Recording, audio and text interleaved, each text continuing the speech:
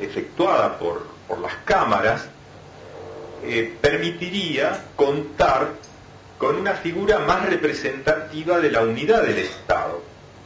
Porque en el sistema presidencial, el presidente siempre es producto de un partido que ha ganado las elecciones.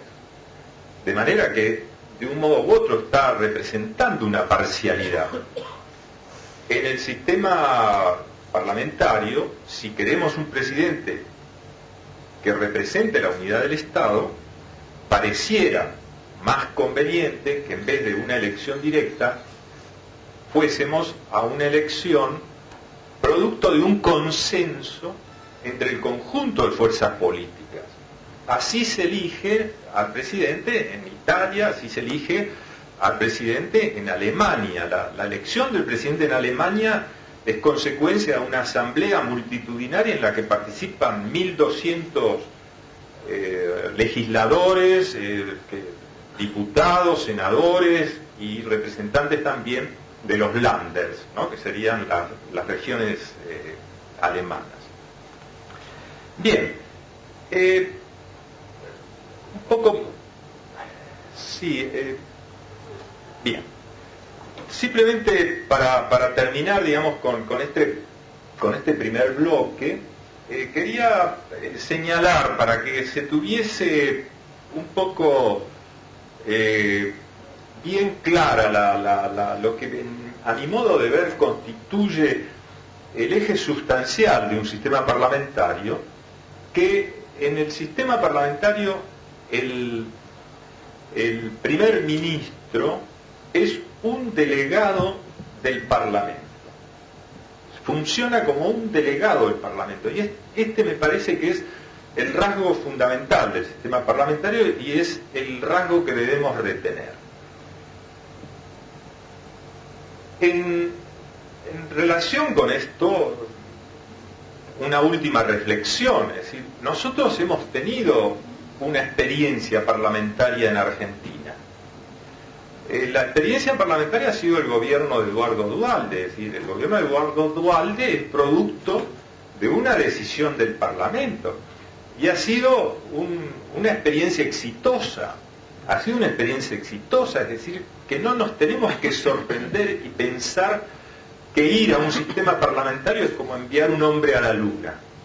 Hemos tenido una experiencia parlamentaria, nos ha dado buen resultado y creo que esta experiencia, digamos, debemos recogerla. Y además, quisiera en este sentido hacer una reflexión. En mi opinión, el éxito de la gestión del presidente Duhalde no ha sido solo producto mérito de sus capacidades personales. Yo creo que ha influido mucho su forma de elección. En la medida que él era un delegado del Parlamento, de un modo u otro, estaba, es decir, no tenía toda la autoridad tradicional de un presidente y esto le obligaba a hacer una labor de consenso, de búsqueda de consensos, con independencia de todas las circunstancias que evidentemente también presionaban en esa dirección. Pero me parece que vale la pena, después ya esto lo podemos debatir, pero creo que ahí está un poco la clave que explica por qué el gobierno de Duhalde tuvo las características que tuvo y tuvo, digamos, el resultado que obtuvo. Bueno, este slide, digamos, lo que pretende es de algún modo iniciar una reflexión acerca de las ventajas del sistema parlamentario visto en términos comparativos. Y me pareció, porque creo que este es un auditorio donde hay muchos empresarios, me pareció que una manera de establecer y hacer una comparación entre el sistema parlamentario y el sistema presidencialista era contrastándolo con el sistema de gobierno de la empresa capitalista, ¿no?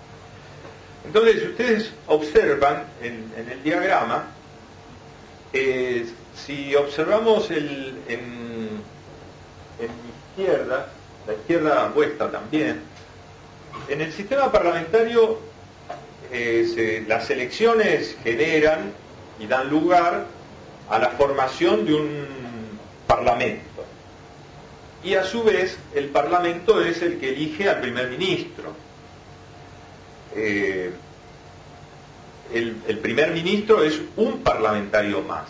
Esto es un detalle importante porque de esta manera el primer ministro está situado en un nivel de igualdad con el resto de parlamentarios. Y esto va de algún modo a condicionar su labor futura.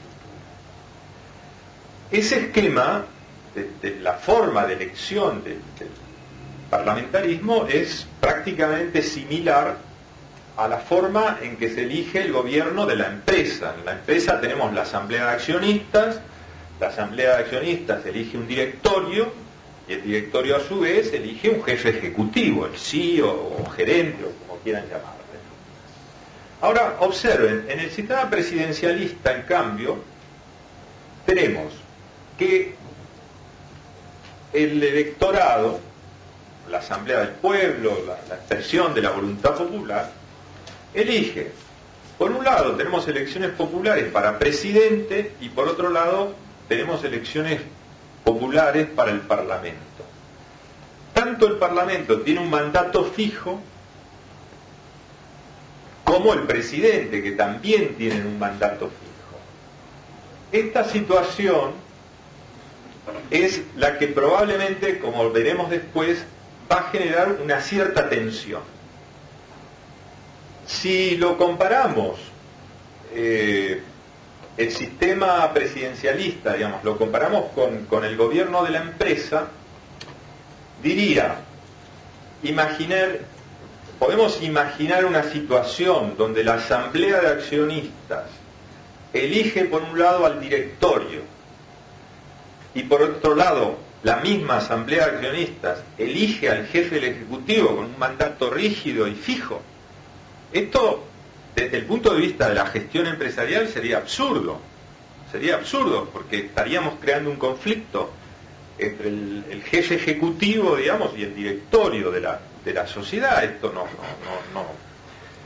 Entonces, yo creo que de aquí un poco vamos a deducir ahora una serie de disfuncionalidades que provoca el sistema presidencialista en términos comparativos con el funcionamiento del sistema parlamentario y con el gobierno de la empresa. Ahora pasamos al primer tema que abordamos. Flexibilidad del parlamentarismo frente a rigidez del sistema presidencial. ¿Esto en qué consiste? El sistema parlamentario es muy flexible porque el primer ministro es designado por el Parlamento y el Parlamento tiene la posibilidad y la facultad de revocar el mandato que le ha otorgado. Esto lo puede hacer institucionalmente, digamos, en cualquier momento. Es decir, si hay una mayoría parlamentaria opuesta o se genera, digamos, debido al desgaste del poder del primer ministro o por un resultado electoral se conforma una mayoría diferente, se revoca al primer ministro a través de la moción de censura, en fin, una serie de mecanismos que permiten la sustitución del Ejecutivo en forma rápida. En el presidencialismo lo que tenemos es rigidez, hay un mandato rígido, periodo de 4 años, lo hemos elegido al presidente y luego hay que aguantarlo si no hemos tenido suerte en la elección. Porque además yo creo que hablo de suerte y la expresión es adecuada, porque un poco esta elección a veces parece un lanzamiento de dados. La experiencia que hemos tenido en Argentina, sobre todo la última experiencia, es bastante reveladora, ¿no? De que la verdadera personalidad del presidente aflora cuando